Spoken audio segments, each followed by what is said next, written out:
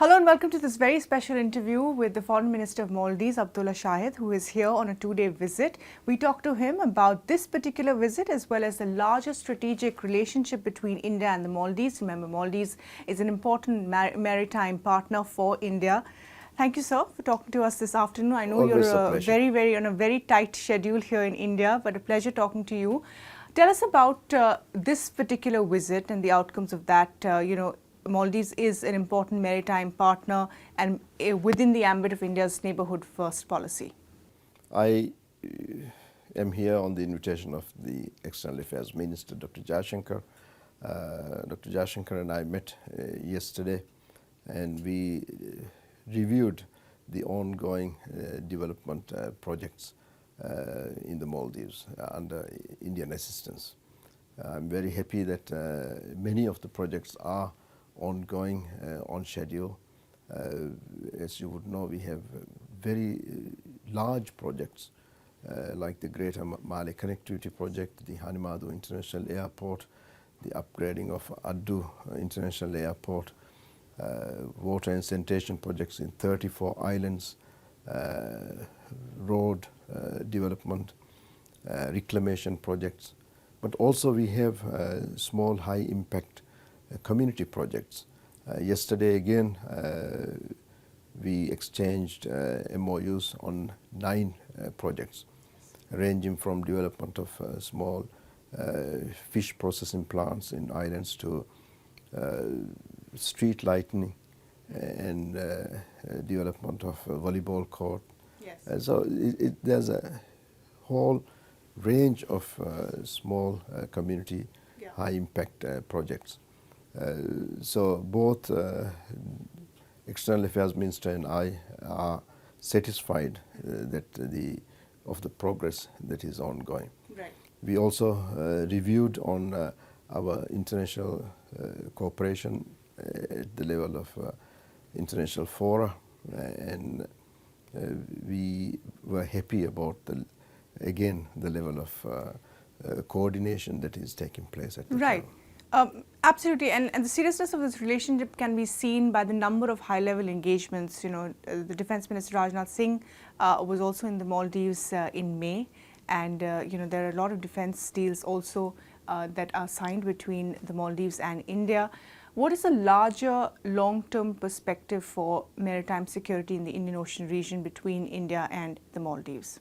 Well, the small island states, as we used to call ourselves, today the international community has also recognized that we are not only small island states, but we are also large ocean states. So our borders are very porous.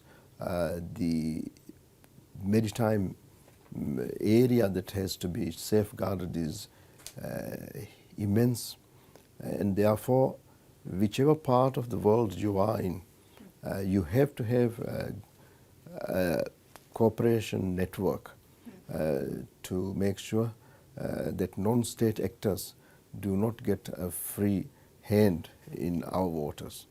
And when we speak about our waters, it's the Indian Ocean.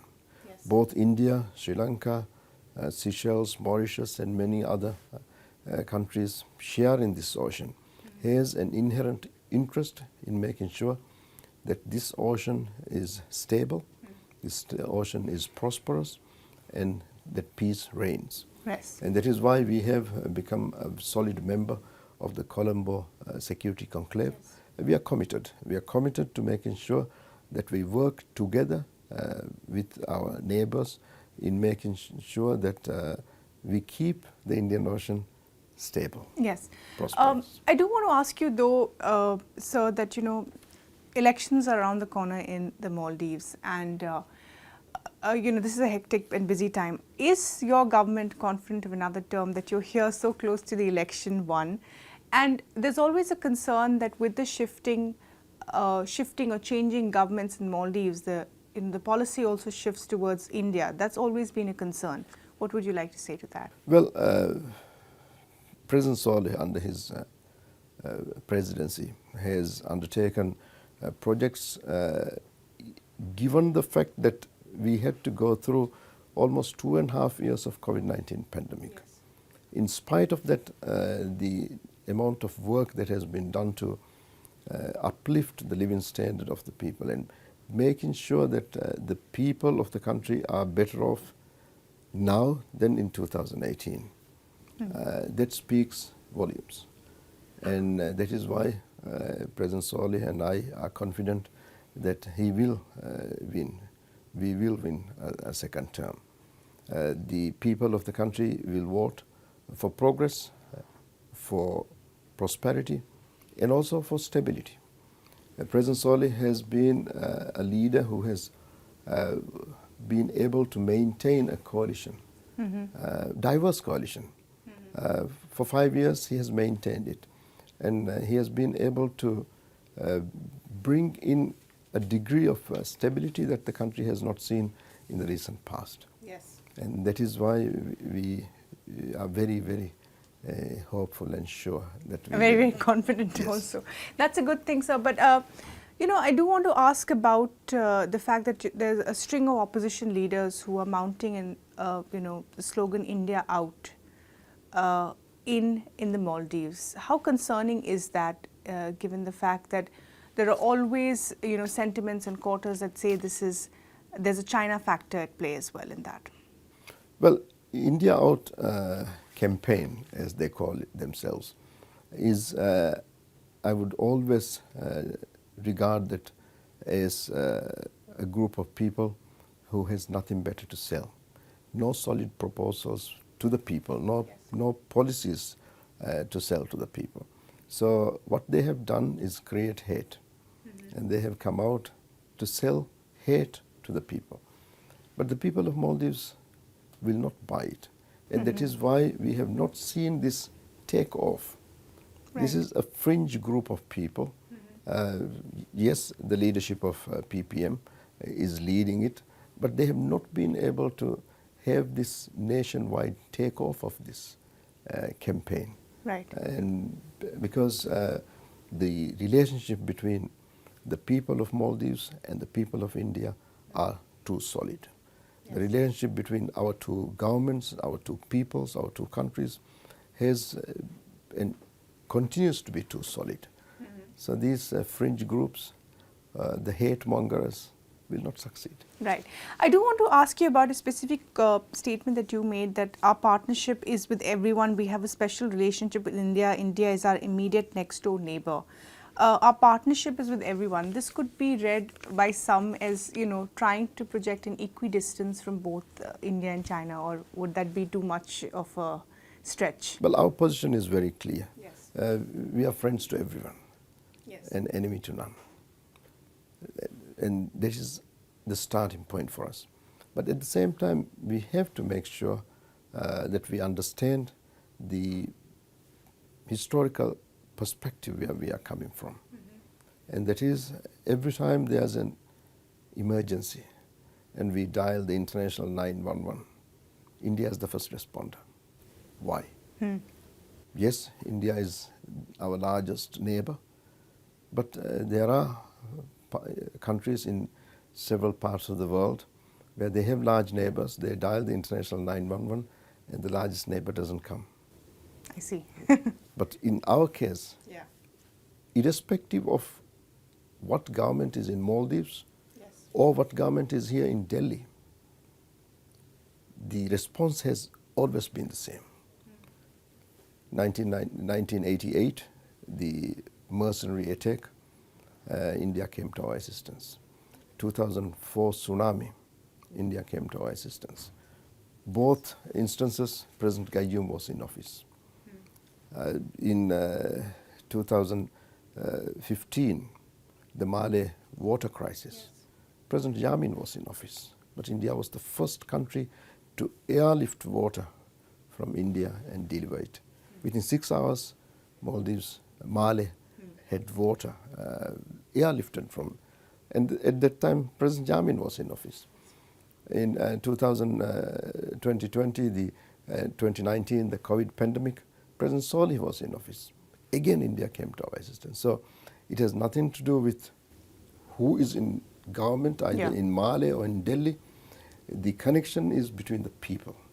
And that is why I'm so confident that this relationship will continue, and that is why President Saleh is fully committed in his foreign policy for India first.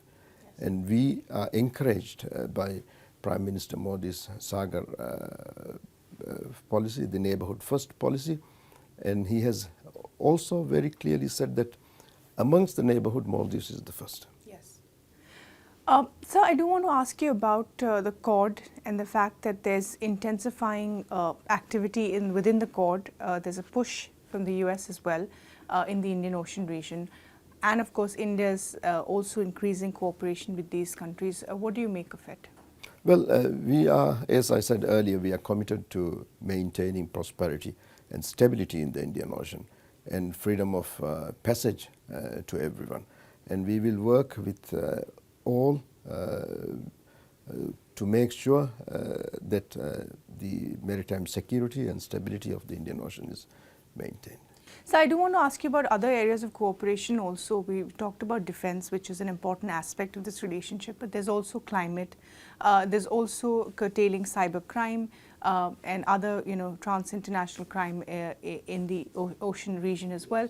Talk to us about the other areas that India and the Maldives are looking at to collaborate and cooperate. One of the major areas India has contributed and continues to contribute, and which has been, I must say, very rarely celebrated, is human resource development. Even last year alone, we had close to 1,000 Maldivians come in in-person training here in India. So over the last several decades, the level of contribution by India to Maldives human resource development should always be celebrated. And it is also something that will continue. The institutions of higher education here, and especially in technology and in medicine, are areas where we would be looking at to further our cooperation. Right, and your visit here, is it laying ground for a presidential visit sometime soon this year? How can we expect that to happen? Well, a presidential visit, I think, given the fact that already campaigning has started in Maldives, would take place after the elections. Yes. And I'm sure that Delhi would be on the top of the list of potential presidential visits once President Saleh is in office for his second term. Right. So we certainly look forward to that. Abdulla Shahid, sir, thank you very much indeed for taking out your time today in a busy schedule and talking to us at WION. Thank you very much. Always a pleasure. Thank you so much. Thank you.